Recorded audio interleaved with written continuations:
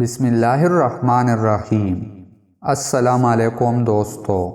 مالدار کو مہلت دینے اور غریب کا قرضہ معاف کرنے پر مغفرت۔ قیامت کے دن اللہ تعالیٰ کے پاس اس کے بندوں میں سے ایک بندے کو لایا جائے گا جس کو اللہ تعالیٰ نے دنیا میں مال عطا فرما رکھا تھا۔ اللہ تعالیٰ ارشاد فرمائے گا، دنیا میں تو نے کیا عمل کیا؟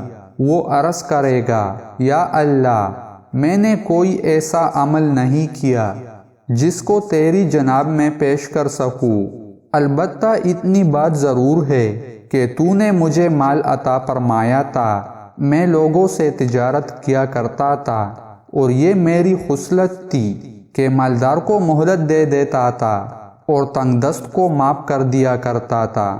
اللہ تعالیٰ ارشاد فرمائے گا، یہ کریمانہ رویہ میرے لیے زیادہ سزاوار ہے اور میں اس کا تجھ سے زیادہ حقدار ہوں کہ معافی اور درگزر کا معاملہ کروں۔